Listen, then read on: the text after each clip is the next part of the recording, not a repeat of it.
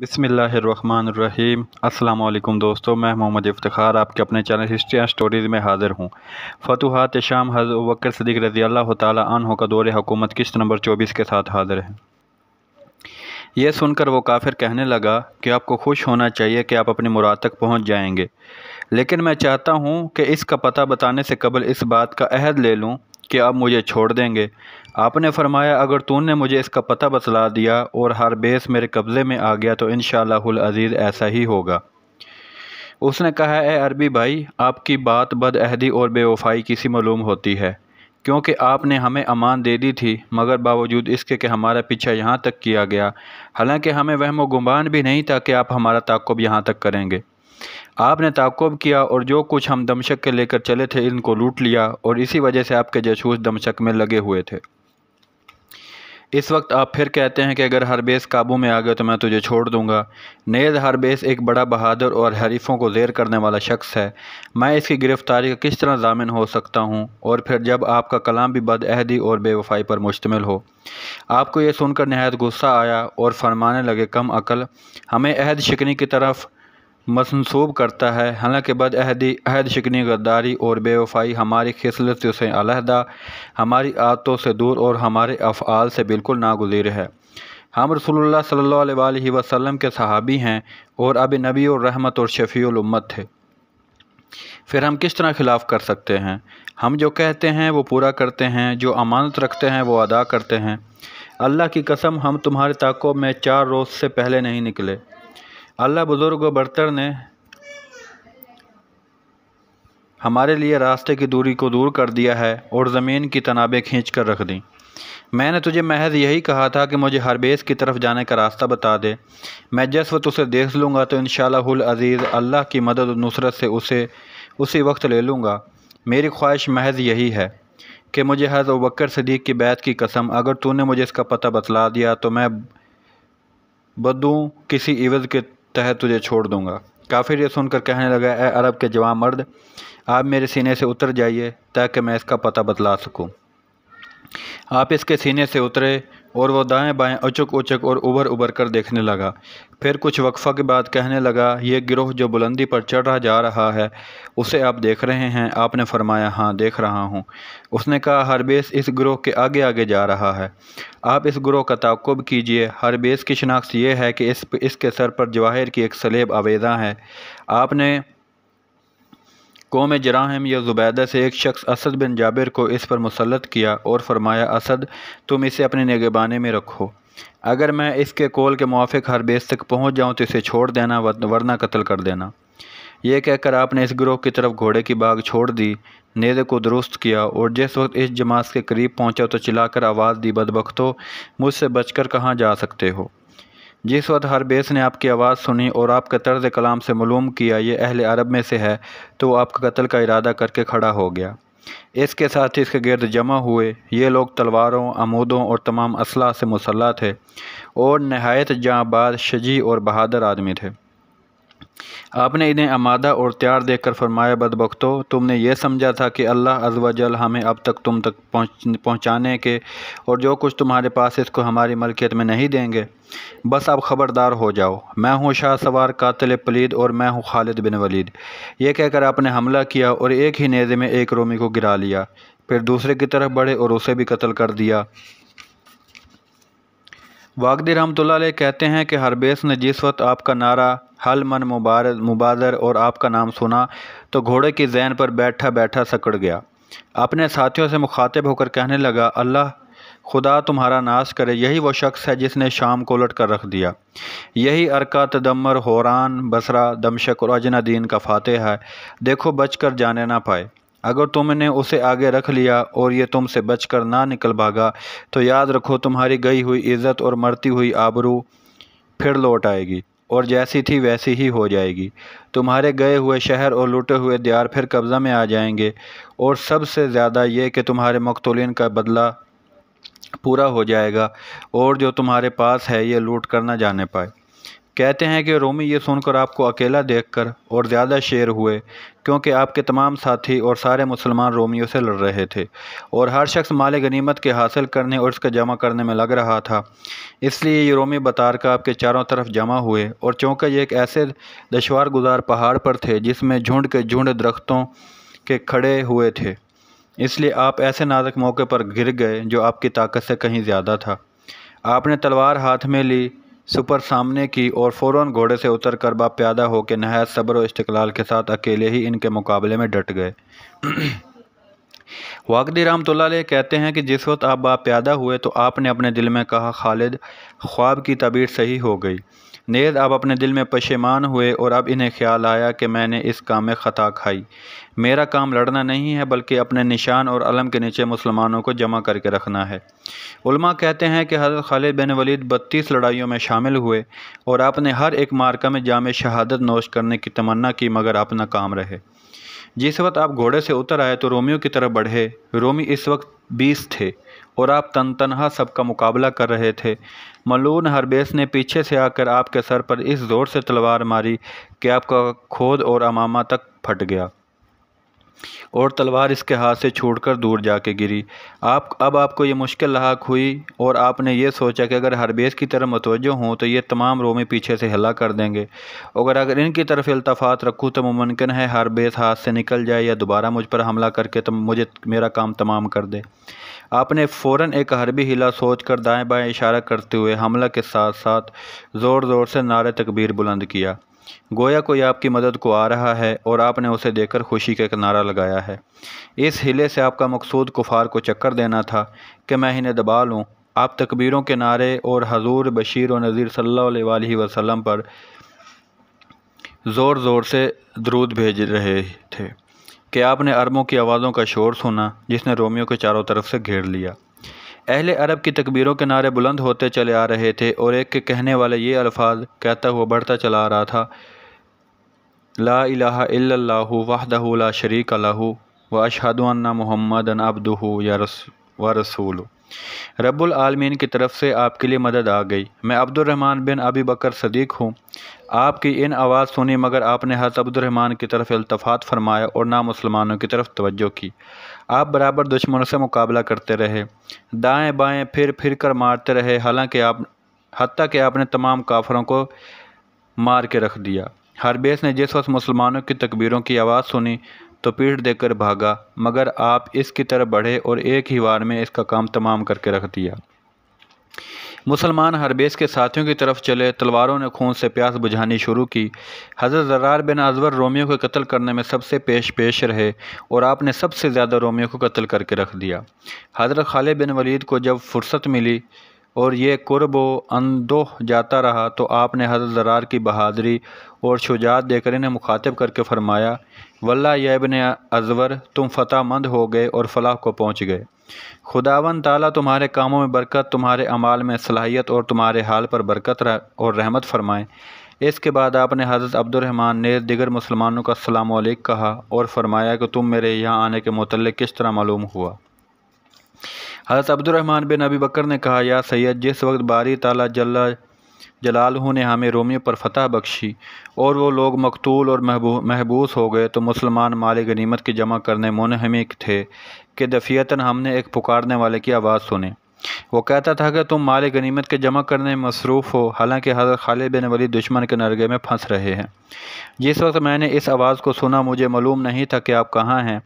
نیز مسلمان بھی آپ کی اسی وجہ سے تلاش میں تھے کہ انہیں بھی آپ کے متعلق کوئی علم نہیں تھا اور وہ آپ کی طرف شخص تشویش اور رنج میں تھے۔ ہمیں ایک رومی شخص نے جو آپ کے ایک ساتھی نے قبضہ میں تھا آپ کا پتہ بتلایا اور کہا کہ میں نے انہیں ہربیس کے تعاقب میں پہاڑ کے اوپر جانے کے لیے کہا تھا۔ آپ وہاں تشریف لے گئے ہیں۔ یہ سنتے ہی ہمیں نہایت عجلت کے ساتھ آپ کے پاس حاضر ہو گئے۔ آپ نے فرمایا کہ اس شخص نے مجھے پہلے دشمن کا پتہ دیا تھا، پھر مسلمانوں کو میری آنت و نصرت کے لیے راستہ بتلایا۔ ہم پر بھی اب اس کا حق واجب ہو گیا ہے۔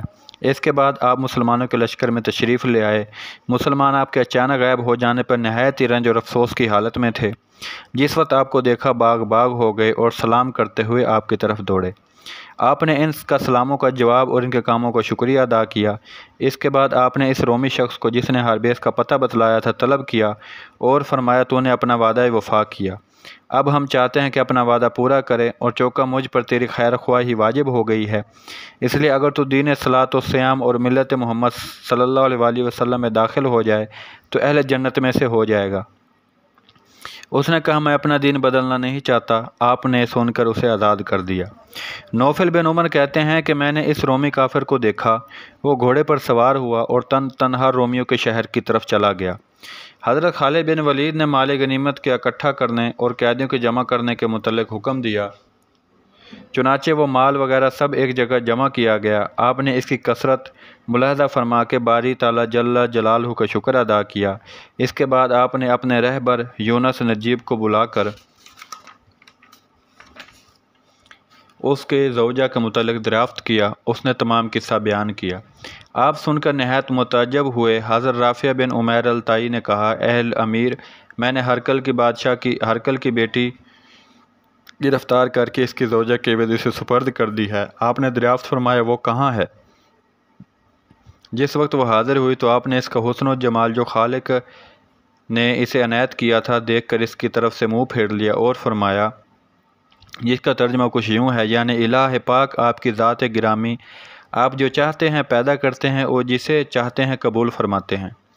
اس کے بعد پھر آپ نے یونس سے فرمایا کہ آیا تم اسے اپنی زوجہ کے بدلہ میں قبول کرتے ہو؟ اس نے کہا ہاں قبول کرتا ہوں، مگر میری رائے میں ہرقل اس کے عوض میں فدیہ دے کر ضرور اس کی رہائی کا خواہشگار ہوگا یا لڑ کر اسے چھڑانے کی کوشش کرے گا۔ آپ نے فرمایا کہ تم اسے رکھ لو، اگر وہ رہائی چاہے گا تو اس کا نعم البدل بھی باری تعالیٰ تمہیں عنایت کریں گے، ورنہ تمہارے لیے ہی ہے۔ یونس نے عرض کیا، یا سردار، آپ تنگ جگہ اور سخت کٹھن مقام میں ہیں، اگر آپ کے رومیوں کے لشکر آنے سے قبل چلنے کا سامان کر دے تو زیادہ مناسب ہے۔ آپ نے فرمایا، اللہ جل جلالہ ہماری آنت کے لیے ہر جگہ اور ہر وقت ہمارے ساتھ ہیں۔ یہ کہہ کر آپ نے چلنے کا حکم دیا۔ لشکر نہایت تیزی کے ساتھ چل کھڑا ہوا، مال غنیمت آگے آگے تھا اور لشکر اسلام آپ کے پیچھے پیچھے نہایت خوشی، غنیمت، سلامت اور نصرت کے ساتھ فراٹے بھرتا ہوا چلا جا رہا تھا۔ روح بن عطیہ کہتے ہیں کہ ہم راستہ قطع کرتے ہوئے نہایت عجلت کے ساتھ چلے جا رہے تھے۔ راستے میں رومیوں کے شہر آتے تھے مگر کوئی رومی ہم سے معترض نہیں ہوتا تھا۔ جس وقت ہم مارر صغیر ام حکیم کے پل کے قریب پہنچے تو دفعتاً ہم نے اپنے پیچھے سے غبار اڑتا ہوا دیکھا جو ہمیں سخت ناگوار معلوم ہوا۔ مسلمانوں میں سے ایک شخص نے آگے بڑھا اور حضرت خالد بن ولید کی خدمت میں حاضر ہو کر اس کی خبر دی۔ آپ نے فرمایا، تم میں سے کوئی ایسا شخص ہے جو مجھے اس کی خبر لا کر دے؟ قوم غفار سے ایک یزید بن غفاری نامی شخص فوراً آگے بڑھا اور عرض کی کہ اس خدمت کے لیے میں تیار ہوں۔ اس شخص کو دشمن کے مقابلے میں گھوڑا دوڑانے اور سبقت لے جانے میں ایک خاص تجربہ تھا۔ یہ اس کے گرد پاس پہنچا اور دریافت حال کر کے پھر الٹے پاؤں لوٹا اور دور سے پکار کر کہنے شروع کیا، یا امیر، سلیب کے پرستاروں نے ہمیں پکڑ لیا۔ یہ لوگ اجسر تاپا لوہے میں غرق ہیں اور ران کی آنکھوں کے سوا کچھ دکھائی نہیں دیتا۔ جس وقت یہ گروہ بالکل قریب آ گیا تو آپ نے یونس رہبر کو بلا کر فرمایا کہ اس گروہ کے پاس جا کر ان کا ارادہ معلوم کرو۔ یہ گئے اور آ کر کہنے لگے کہ سردار، میں نے پہلے ہی عرض کیا تھا ہرقل اپنی بیٹی کی طرف سے غافل نہیں ہو سکتا۔ اس نے اس گروہ کو اس لیے روانہ کیا ہے کہ وہ مسلمانوں کے ہاتھوں سے مال غنیمت کو واپس لے لے۔ جس وقت یہ لوگ دمشق میں آپ حضرات سے ملحق ہوں گے تو آپ کے ساتھ ایلچی کے ذریعے گرفت و شنید کر کے ہرقل کی بیٹی کو بیع یا ہدیہ کے ذریعے جس طرح بھی ممکن ہوگا رہائی دلانے کی کوشش کریں گے۔ آپ اور یونس ابھی یہ باتیں کر ہی رہے تھے کہ ایک بوڑھا شخص جو بالوں کا لبادہ پہنے ہوئے تھا مسلمانوں کے پاس آ کر کہنے لگا کہ میں ایلچی ہوں، آپ حضرات کے سردار اور امیر کہاں ہیں؟ مسلمانوں نے حضرت خالد بن ولید کی خدمت میں لا کر حاضر کیا۔ آپ نے فرمایا، کیا چاہتے ہو؟ اس نے کہا، میں ہرقل بادشاہ کا ایلچی ہوں۔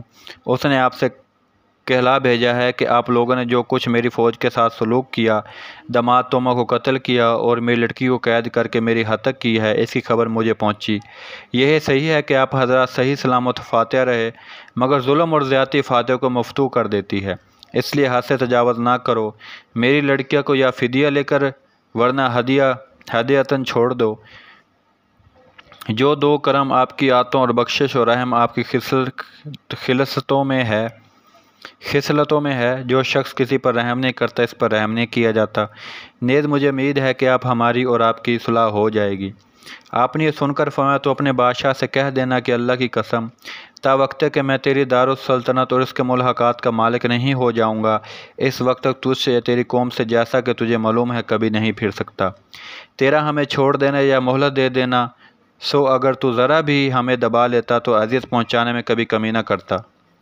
رہی تیری لڑکی سو یہ ہماری طرف سے تجھے ہدیہ ہے۔ یہ فرما کر آپ نے اسے بغیر کسی فدیہ کے چھوڑ دیا اور شیخ کے سپرد کر کے فرمایا مجھے امید ہے کہ یہ ہرکل تک پہنچ جائے گی۔ ایلچی جس وقت ہرکل کے پاس پہنچا تو اس نے آیان مملکت کو جمع کر کے ان سے کہا، یہ وہی معاملہ ہے جس کی طرف میں نے تمہیں پہلے توجہ دلائی تھی، مگر تم نے میری ایک نہ سنی اور میرے قتل کرنے کے منصوبے باندھنے لگے۔ ابھی کیا ہے، اس سے بھی زیادہ دیکھنے میں آئے گا، اس میں تمہارا کچھ قصور نہیں ہے، بلکہ یہ سب کچھ پروردگار آسمان کی طرف سے ہے۔ رومی اس کی یہ تقریر سن کر رونے لگے۔ حضرت خالد بن ولید رضی اللہ تعالیٰ عنہ یہاں سے روانہ ہو کر دمشق پہنچے۔